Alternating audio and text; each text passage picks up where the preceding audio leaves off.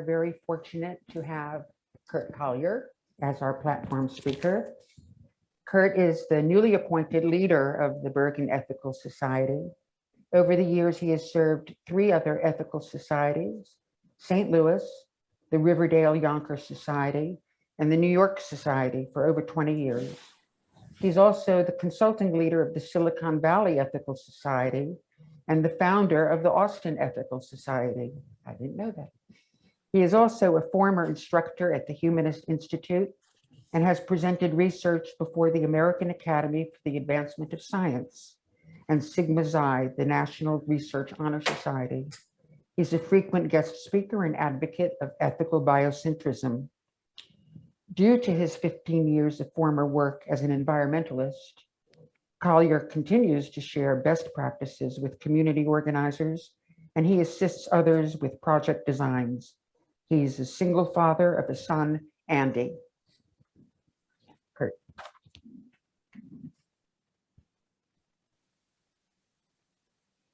Thank you, Lucy. I normally would do a slideshow, but I thought I'd try something a little different and forego that. Now you're probably all going, oh, that's the only reason I stay awake is so I can look at the pictures, but I'm going to try and make it interestingly enough. I like to kind of mix things up every once in a while so we're not doing the same thing. I have to say that when I was a little kid, I was a big fan of Spock. That's not Dr. Benjamin Spock, the child-rearing psychologist, but actually the Vulcan, live long and prosper Spock. I just love the character like a lot of young people do and a lot of older people did too. The idea that he wanted to lead a life of pure logic and not have to have his emotions sway his ability to think. And I thought that was a good idea. I thought that was a great strategy of what we should do for many years, until I read a book from an Italian neuroscientist named Antonio Damasio called The Feeling of What Happens. Now, Damasio got his work looking at, started his work looking at the impact of frontal lobe damage, which is where a lot of our emotions come from, and how that affects people's reasoning. And what he discovered is that our emotions are extremely important for us to be able to reason.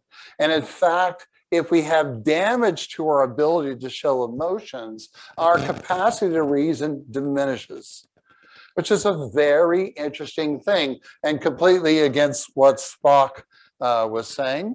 So therefore, I went into therapy for many months and also worked to get trained in counseling because I thought, I want to know what this is, right?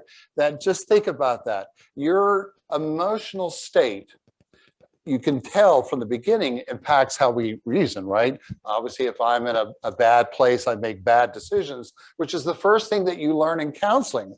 People in bad places don't make good choices, and therefore we help talk with people through that process if they could get them calmed and relaxed in a much better place to make better decisions. But it goes deeper than that, how much we need to use our emotions to do that. Because of the 4 years, when you get to a counseling certificate, you have to go through counseling yourself. So you're not allowed just to talk about it, you have to experience it.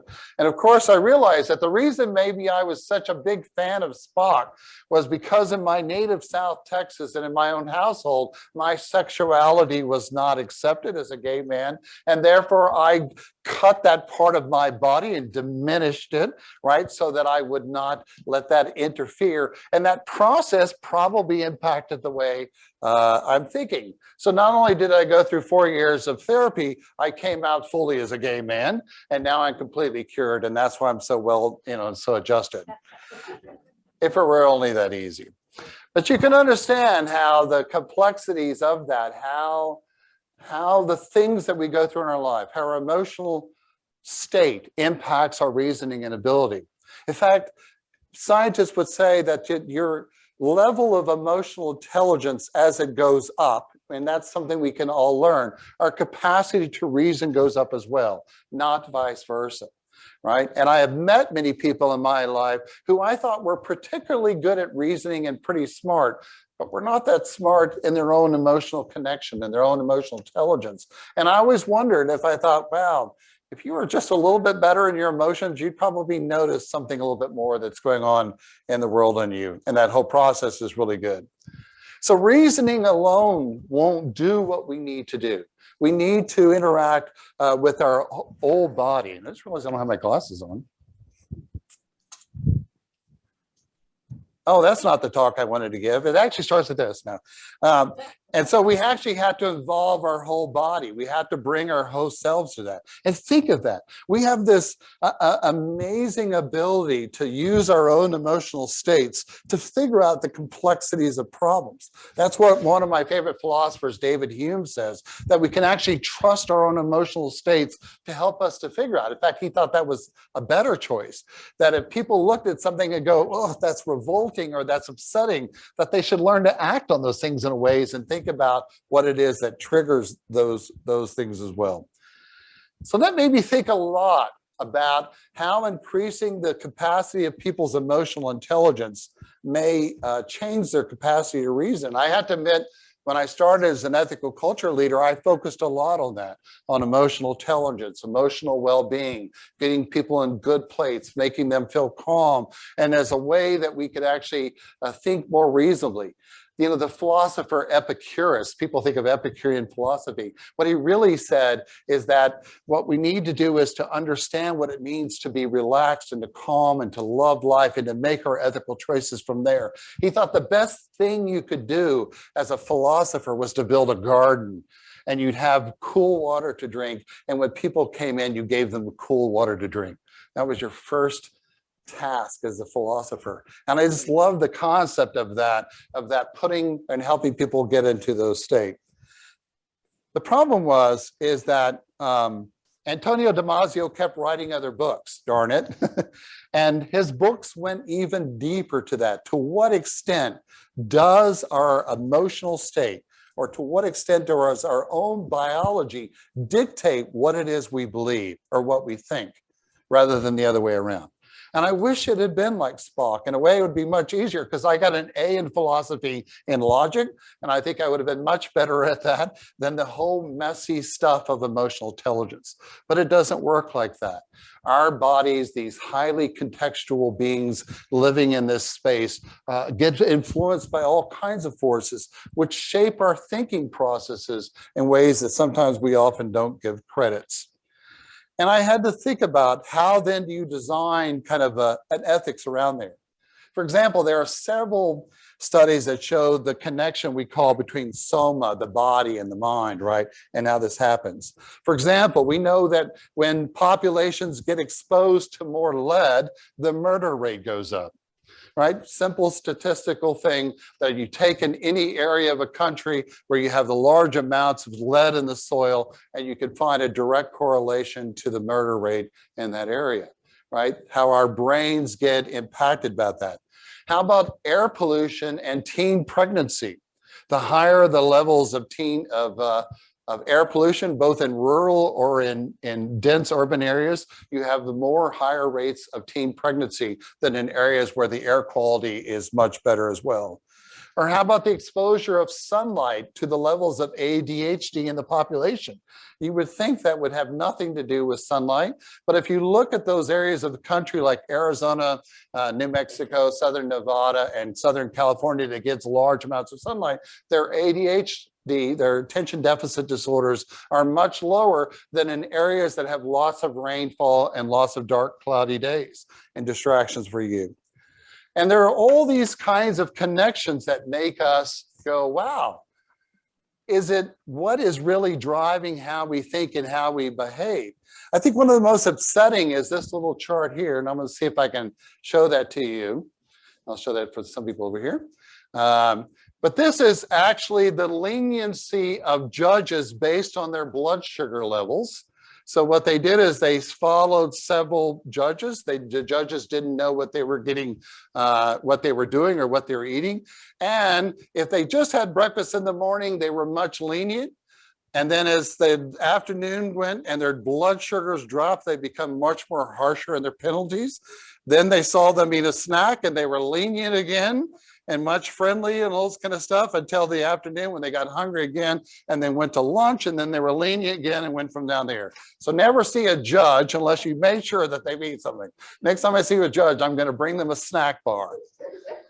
But the people we put in charge, the people we say to met out the fairness and the equity, are themselves influenced. And that's kind of a frightening thing, a scary thing in a way, that our ability to do this as well. They also experimented even with taking out the seat cushion and making it harder or softer. And judges who sat on softer benches were more lenient than judges who sat on harder benches. Well, that's crazy talk, right? We don't want our judicial system to be based on whether or not my butt hurts when I'm listening to your trial. That's not something we do. But there are these bodily connections that we're trying to figure out what they are. Now, I told you many times I worked in diverse communities and kind of poor, dense urban areas with lots of typical kinds of challenges. And we have to go through what's called trauma-informed community practices, looking at the impact that early trauma has on us as adults and as children and as adults. And it's remarkable. I challenge all of you to go home and type in ACEs, ACES, which is adverse childhood experiences, and look at the massive amount of research which shows how your earliest experiences shape your health for the rest of your life. And the more adverse childhood experiences, which may be a broken home, as simple as that, right? Or having some kind of childhood trauma, how we carry that in our body the rest of our lives, and how often that impacts us. And what the people who studied this says, the good thing about that is those things are reversible. We can actually fix those things if we address them, right? If we come in, if we do this. And with working with young adults, that's what we're trained is come in the door. Is this a calm space? Do you feel welcome? Do you know what's going on? Do you feel included in the group that's around here? Have I talked about a brighter future? Have I explained why things are happening or how complex they are? And the more you do that, the more you reduce adverse childhood experiences, and our cognitive abilities of the youth improved. And I saw it time and time and time again. Right? If I come in and I'm in a rush and we're hurrying, there's a project going on, and I come in and I grab all the youth, I say, go get the tools, we got to do this. And I totally didn't plan well, which is pretty consistent sometimes. And I went out with the youth. That experience wasn't a very good experience for all of us, because I forgot about how all these other things have to happen first. It's not just thinking about the work. It's thinking about the body in the workspace and what they're doing and how much we had to pay attention to those kinds of stuff. So my work, as I learned about this more as an ethical culture leader, I decided now I want to focus less on emotional intelligence, which is still important, completely important, but also on the context. And I left the pulpit of groundwork, of the Ethical Society, to go work on communities to prove the conditions around us that we need to do, to see if that was true in my own experience. And I have to tell you, it is absolutely true. We do know that your zip code, as they say, and I've said it many times here, tells you more about your health than your DNA code, right? And so as Damasio says, we are not thinking beings within bodies. We are brains within. We are not brains living in minds. We are actually minds living with bodies. And that Damasio says, and how much our outside influences our thinking and shapes us. So you have to think of all the ways that in our everyday out there experiences, when you go to work, the types of environment that you're in, the rushing, the doing and all the stuff that we do on a daily basis, how that influences our thought patterns the rest of the day. Now, Damasio came out with another book, and I told you that's the problem with him. He keeps coming out with profound books. He's a neuroscientist from Italy, and a pleasure to listen to if you were hearing him on YouTube or something like that. And he introduces a concept called homeostasis. Now, homeostasis is not from Damasio. It's been in science for many years when you're studying it, but it's how the body regulates itself, right? We are an ancient species, the life on Earth, built 4.25 billion years old species on this planet, and it's survived lots of changes and lots of things. And we have all these built-in systems like that are monitoring constantly, like computers running in on the background of our mind, which are monitoring what's going on in the outside world. And that our emotions are the signals of what those things are, right? We use our emotions. Think about that. Instead of just my intellectual, my cognition, or my mind as a way to connect you, I'm connecting you with also with my body, the way I greet you, the warmth, the other kinds of things. And he says our bodies are like that. They're constantly sensing. They're like this constantly. If I go back to an analogy of Star Trek, it's like a tricorder. Anyone here know what a tricorder is? Okay, good. You bunch of nerds like me. I know a tricorder, right? Things that you could take in this little thing and you'd scan and they'd say, oh, yes, well, this is happening 5 meters from here or something else, you know. And our bodies are constantly doing that to make sure that we have the nutrients that we need, that we know where the water is, that we feel safe, that our body is at a certain regulated temperature. Right, that's all things called homeostasis, that our blood sugar is going on as well.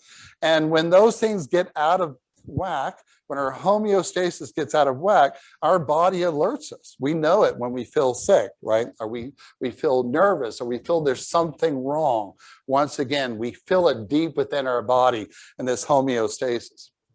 And what's interesting is that Damasio says that right there, that ability to sense it and provides the alerts of the mind, that is also what may shape how we think and how we think extensively rather than the other way around. We don't tell ourselves, I think I'm going to feel hungry today, or I think I'm going to feel this. Our body tells us those things, and it runs extremely deep within us.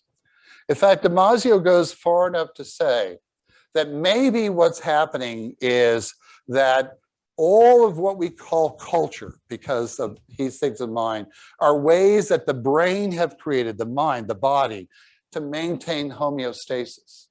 We create political systems and religious beliefs. We create systems of cooperation, systems of government, all these things in order to regulate what's going on within us in a way. And that's an interesting and provocative idea, that our cultures are nothing more than abilities to maintain homeostasis. So I ask you, and some of you in this room, and maybe a few online, to think about that. In what ways would our culture be like that? In what ways could we say that these are nothing more than political or memes? And it may be true for a lot of different reasons. You know, Robert Sapolsky says that one of the things that culture does in the mind through homeostasis is when you walk in, I immediately make an assessment of us versus them. Are you an us or are you a them? Right? Because them, us are the people I know who are going to help me in my homeostasis, that are going to provide food and housing and a place to live. I'm going to feel connected, I'm going to feel safe. And them are people who are going to be taking away from that. And so part of what he says is to think about that, how the culture, and Robert Sapolsky, the neurobiologist, also says how quickly that happens. His concept is called essentialism, that we can immediately look at a whole group of people and dismiss them as the other because they're not going to be preserving our homeostasis. They're different from us. They act different from us. They're coming to take from us, not something to connect. In fact, he suggests in his book, and he says, I'm no sociologist, but he suggests that's what's rampant in our country right now, that we have this tendency to want to protect our homeostatic selves. We often do that by finding kinship with our family or our clan, and then we suddenly decide who is on the outs because it's a deep need within us to preserve that balance and how that can easily be thrown in there. He also suggested that democracies are often attacked and demagoguery increases whenever people feel under the threat of anything, right? And you could see that, right? If I think that somehow the them is going to unbalance me or take away food or nutrients, then my immediate response is to declare them, and I'm going to listen to the first person and say, they are bad. They are the reason why our lives are going bad. They are trying to take things away from us and so forth. Sorry, I like you. You're actually all great people, but just to get to the point. And it actually says that they can look at, as people think that there's more competition, where there's more us thems, and the number of cooperation diminishes, the less democracy there is. You think of reasons why that may be true, right? I don't even want you people voting anymore. Or I don't want you doing whatever you're doing. I don't want you telling my children how to raise their children. I'm going to protect whatever I can. And the homeostasis becomes so powerful, it erodes even our capacity for deeper kind of thinking. Now, as an environmentalist, I have to say that there's another new challenge to that has arisen through homeostasis. And that is the ability for any person to think, you know what, I have enough money, I could sit in my home and I can have nutrients and energy and everything delivered without ever having to venture out the door, right? It's a new type of thing we have in the West, that I don't need to cooperate anymore unless I've got money. I can build my whole world around that, this kind of enclavism, right? I can have this myth, this meme myself, this own meme of the myth of self-sufficiency, that I don't need other people, that I don't like you. You know, as the comedian says, I like humanity. It's people I don't like, right? You can see that kind of feeling within us when we get inside of our own car and we're in our own bubble, our own homeostatic space, and I enter the road and you cut me off or you get in front of me and it interrupts my entire world. And so I don't want to have to deal with that. I can even have the luxury of having food delivered to my home. I can bring all these things out without feeling any kind of connection to or cooperation or anything like that with others. And for some environmentalists, they see homeostasis and that ability to have self-sufficiency as one of the things that's destroying our planet. It's going to be about us and my family, and I'm going to protect us, and I'm going to drain whatever resources I can and get them all for me, and I don't really need to worry about you. I'll let you worry about you, and I'm going to believe in a system that maintains my own homeostatic ability, and I'm going to base everything on that. As you can imagine, this is tremendously damaging to the environment. We lose that sense of which nature is built on, which is reciprocity, which is interdependence, and all the things that way biological systems survive, which is by giving and taking and sharing resources and being part of the cycle. And when we cut ourselves off from that, you can imagine that can go quite awry.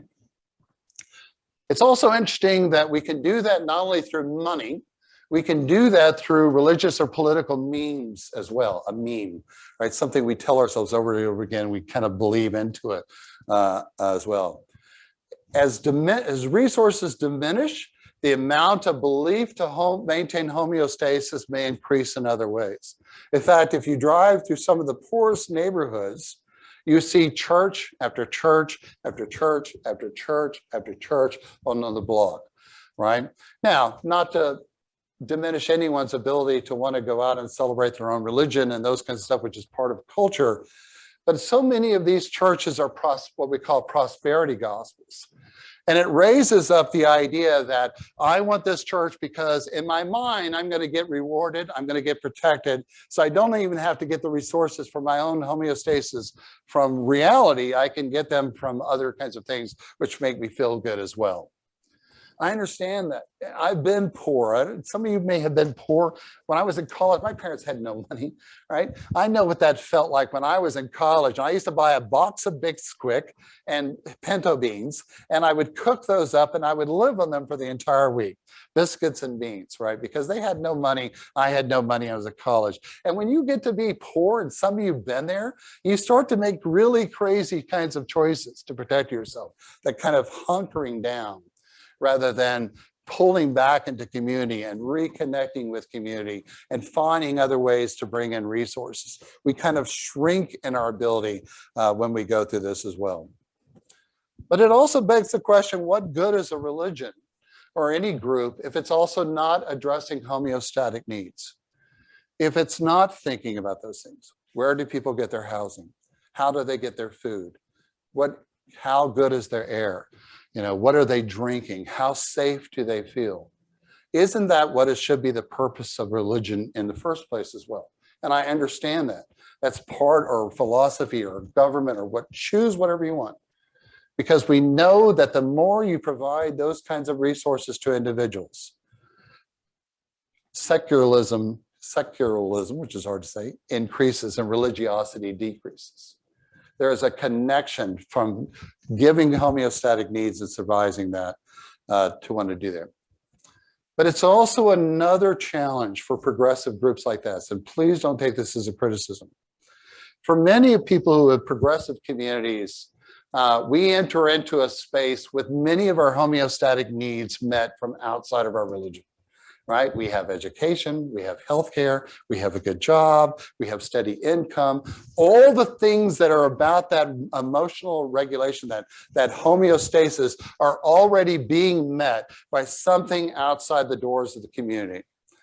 And so it makes it difficult sometimes for progressive communities to then look at others and say, well, they need to go to a social services agency and get those kinds of stuff. That's not our job. And I think we're diminished by that. I think if anything, what a congregation needs to think about is all of the ways that our context, our communities, the things around us impact the way that we live and the choices that we can do. So what can we do? What are some things that we can do? Robert Sapolsky, once again, points out several interesting things. The one is that the us and them is extremely fluid. And they've done a lot of studies of this. There were lots of groups who showed people would have to go into pictures of us and them and us and them and us and them. And it gets highly tribal until they put a New York Yankees cap on some people and asked them to sort the pictures again. What do you think they did? They included the person with the New York Yankees hat inside their group. There is something also about group identity, which is something that is fluid, that can be changed. And if you look at incidences where groups finally did come together, it's where their connection between the us and them were removed or got blurry or got trampled over them. And people have written extensively on that, and researchers quite a bit. The second thing that we can overcome the us and them and this other kind of thinking about that is working together on shared tasks for mutual benefit. And that's not often where progressive organizations like ours, we're used to, oh, those poor people here, let me write you a check and I'll send you that, I'm going to take care of it. Once again, I'm not criticizing that. We have to provide resources because those who have sometimes need to do, right? I totally agree with that. But it also sets up the thing that I don't, your problems are your problems and my problems are my problems, rather than saying that, no, we all, if there but the grace of Adler, we would be in that same kind of situation as well. So we also have to think about those and to create shared goals and shared mutual tasks. The conservatives used to say a funny meme that as the problem with progressive groups is that they give charity. What they do is they increase people's helplessness, that we teach them helplessness. Do you know all the research that came out after that said that's actually not true? But we don't ever say that, right? We hear that same old chestnut. Oh, if you're going to give charity, you're just going to increase helplessness because you're teaching them how to do that. And researcher says that's not true. Our normal response when we are being attacked in our homeostasis is immediately to shrink and do nothing. That is our normal attack. When the world is too much, we hunker down, we form enclaves, we pull into smaller groups, we circle the wagons. That's our normal response. And what we can learn, which is different than what they thought we learned, is to find a new way, is working with groups to find a new direction, a new purpose, to show them other means. And that's also a way in which we connect with other peoples as well. Now, there's one other thing about the biology of our ethics. It's not just homeostasis, that's one big thing. But the other is something called teleonomy. We all want to flourish. We all want to be in places where we can be more than just exist. Yes, indeed, we want to feel food and have comfort and feel warmth and feel safe, but we also crave more than that. We are a successful species from millenniums of successful species who found new ways to adapt, to flourish, to thrive, called the teleonomy of us. That's not saying there's some purposeful end and we're heading in some magical direction. It says that we have a drive to want to succeed, to grow, to change. And the other thing that we can do with groups is to work with them to create the places where people can flourish, not just survive. That they can advance, that there can be innovation, that we can foster creativity, that we can teach those things that we just talked about that actually let people make more choices. And places where people flourish become extremely attractive to other people. My son is fond of watching all these YouTubes about young people who've thought of some new creative entrepreneurial way of doing something and made $1 million. You know, he's always looking at that. And he watches these videos all day long when I'm riding my platform talks off in the distance. And I'm looking like steady stream of young people. What is the attraction to that? I mean, we can make it, you don't have to be a philosopher to figure out what that is. To figure out that I have control of my life, I can do kinds of things, I can make things, I can be innovative and creative and get rewarded from that and do better. I can flourish. That always works unless there is no reciprocity. Unless they're designing a system that there is no biological give and take. It's once again creating that false homeostatic type of thing that I don't need all of you, that I can create this thing that's going to deliver through the internet, you know, these things I need from you, including money, and I don't have to really connect in a real sense of community. And that's a big challenge for those groups to figure out how to do that. So I told you why I went into therapy. I told you why I came out as gay. I told you why I went into social action. I'm going to tell you why I came back into ethical culture. Is the person who said this consistently was the founder of this movement, this young man who had this talented gift to think well beyond his period. Now, he said a bunch of dumb things, right? But he was a man of his time to a certain extent. But he also thought that there has to be a new way for humans to get together. He had this kind of ability to think about what would happen.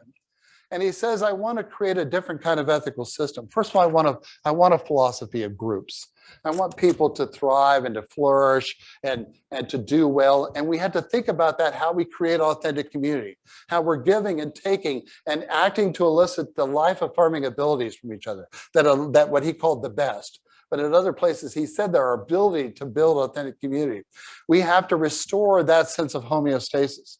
The problem is that Western culture is going rapidly in this other direction, where community is not necessary or artificial sports, a community just based on identity. I wear the same hat as you, therefore I'm going to buy the same car as you, or I'm going to buy the same label clothes as you, and I'm going to feel part of that without that real sense of reciprocity. So what an ethical society needs to do, and what he thought, is you have to address the homeostatic needs of people. The visiting nurse service that he created in New York City, right? To help people go into people's homes and help make sure that they're healthy. Starting the schools and making sure that people had control of their own lives. All those things which addressed our homeostatic abilities is what he focused on. But what he also wanted to make sure is that it wasn't us just doing charity. We are not a charity organization. We're an organization built on reciprocity, on building authentic community and making that happen. But if we don't think of what other people need, if we're not addressing those homeostatic needs, I think we're going to get in trouble. And that's the kind of vision we should have for our ethical societies. How are we looking at this entire community and thinking about all the ways that we need to feel safe, to feel warm, to have a sense of nutrients coming into our system, right? Food security, and all this kind of stuff. How do we work with people in that to shared mutual ends, not just charity? And how do we build in that sense of reciprocity? That was his vision for an ethical society. And I think it's something that you have done well over the years. And I think it's something we can do even better. I'd like to end with a poem from Marge Piercy. We would say give 3 points in a poem, and that's crazy, but I happen to like poetry. Poetry sometimes says things in ways that we don't quite have a way of saying them otherwise. She wrote this actually about about war and conflict and other kinds of things. And it's a much larger poem. I just want to read the last couple of stanzas from this. She was a great feminist poet, and maybe some of you've heard of Marge Piercy. She was pretty amazing. She said, two people can keep each other sane, can give support, conviction, love, massage, hope, sex. Three people are a delegation, a committee, a wedge. With four, you can play bridge and start an organization. With six, you can rent a whole house, eat pie for dinner with no seconds, and hold a fundraising party. A dozen make a demonstration.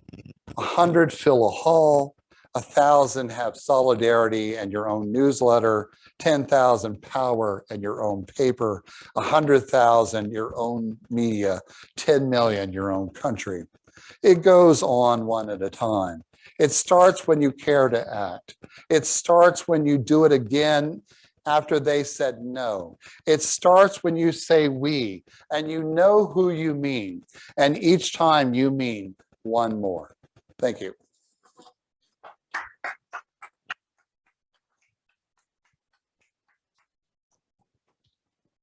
I want to clap some more. That was fantastic. Just jam-packed with ideas and concepts and insights and inspiring. We always want our platforms to be inspiring, and it was. Thank you very much, Curt. So we are now going to have some time for resonations. And we've called this questions and answers in the past, and everyone is still perfectly free to ask questions, of course. But resonations is more than that. It's for the audience to think about what resonated with them during the talk. What ideas emerged, what new questions arose, or what experiences in your own life resonated with the ideas of the platform. So I'll take the liberty of starting with just one resonation, nothing profound, but having spent 25 or 30 years in corporate America, I remember when emotional intelligence was the big buzzword or buzz phrase, and maybe 8 or 10 years ago, a decade ago, and everyone was talking about emotional intelligence, and it was something brand new in the recruiting world. Harvard Business Review, all the journals, all the business publications, emotional intelligence was being emphasized. And in the business world, lots of things like that are fads, and they come in and they go out and they are short-lived. Emotional intelligence had so much oomph and value, validity, that it is still something that recruiters talk about, headhunters talk about. What is this person's, how do you measure it, which is another topic, but how do you gauge a person's emotional intelligence? So other resonations and questions, and as we've done in the past, we will take 2 from the room and then go to 2 from Zoom. So does anyone have anything, anyone in the room have anything? Thank you, Curt. Anything that they would like to comment on, or anything they'd like to ask Susan?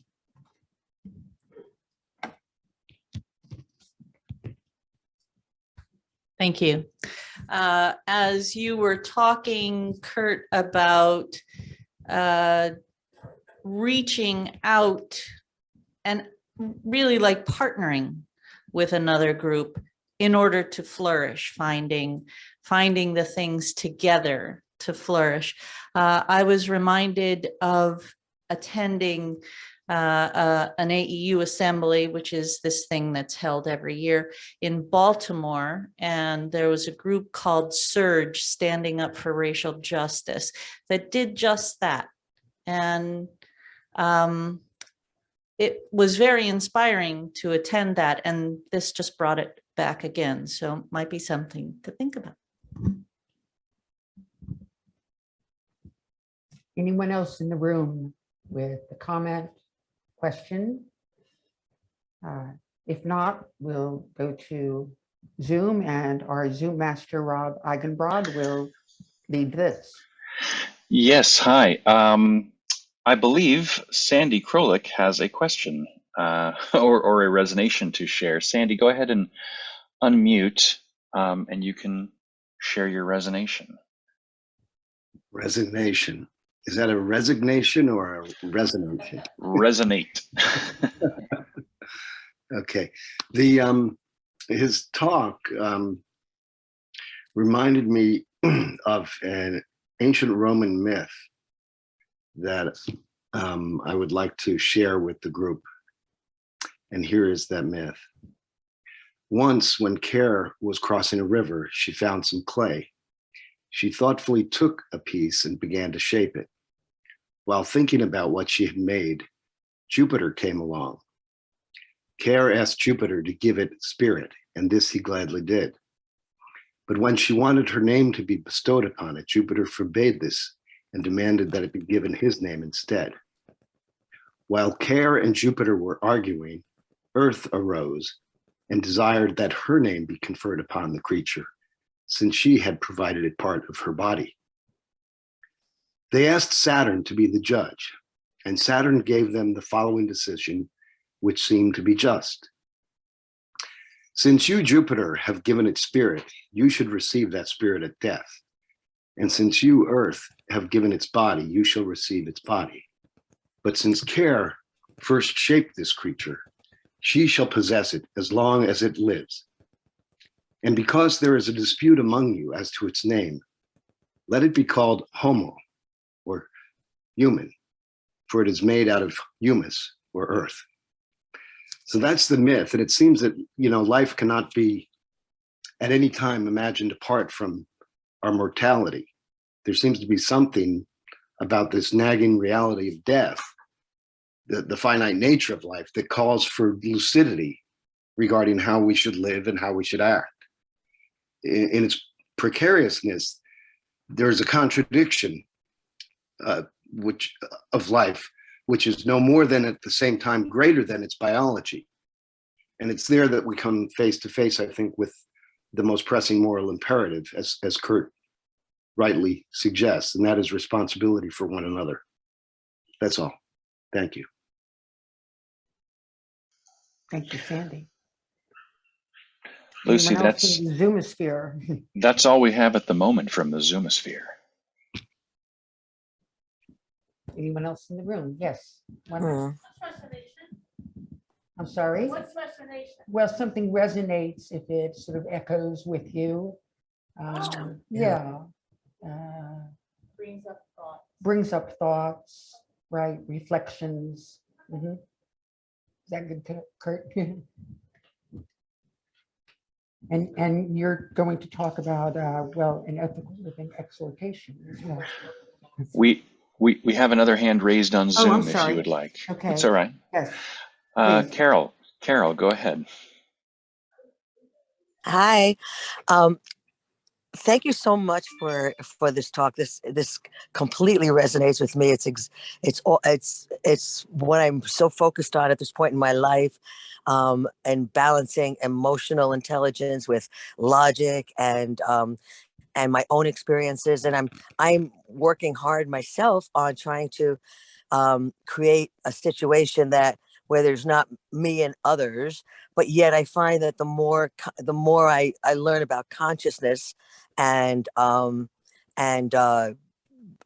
past emotional traumas and how our past influences our decisions today, I am now actually trying really hard not to become a walking DSM, where when I'm talking psychiatric designation book, where I when I'm having a conversation with someone, thinking, well, they're just talking out of their limited experience or their lack of consciousness, or so it's kind of a task for me, a trial for me, to try to balance my love for people and wanting to incorporate it with my feeling that our conversations are now with people. My conversations with people are now being judged. I'm judging their what they're saying based on my newly found consciousness. So I'm wondering, Curt, if you can tell me how how to navigate through this. If you have any suggestions.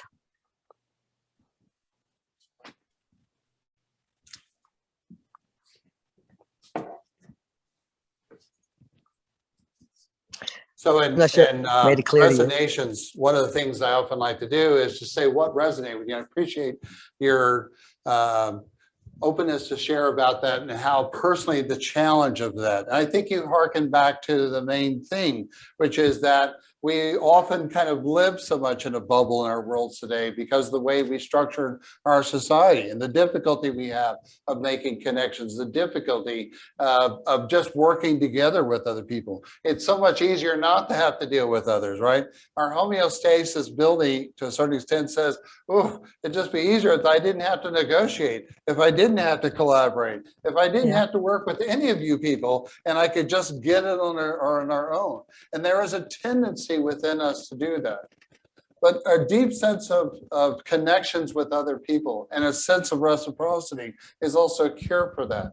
Creating an authentic community where we actually, other people can help us and help respond to us, not only meeting our emotional, our physical needs, but our emotional needs as well. And it's something that we can do very well as a community. So I'll leave you with that, and we'll end the resonations with that. And I want to provide a little bit of what you just said about the challenges of that. And once again, I like to use poetry occasionally. Okay, a lot. Because I think it helps capture the spirit of what you were just saying, the difficulty we have of sometimes connecting and meeting with other people. We're not good at that. We're losing our ability to do that more and more. And if our internal drive is to seek our own balance where I don't need anyone, it just goes down here and there. And diplomacy goes down here. And all the other things that we rely on are getting worse and worse because we're losing that sense of reciprocal nature. We need to become dependent on each other, not smothered, not you in my face all the time or those kinds of things, but that sense of where we can come together and know that we're there for each other as well. This is a poem called A Party by Kate Barnes. My neighbor who hates everyone doesn't hate the space around his trailer. I hear his lawn tractor start up on this late May afternoon, and I know he is riding back and forth, peacefully beheading the grasses, drinking whiskey from his flask, making circles around the blooming apple trees as he dreams about whom he could sue and for what. Even in repose, his face is as fierce as the face of a wild boar. The small eyes are hot. Above him, the old trees sway their blossoms, white and pink against the clear sky. When he first moved here, he tried to make a fresh start. He drank less. He made an effort to be civil. Once, while he was still speaking to us, he said he thought he'd give a garden party every year when the apple trees were in bloom.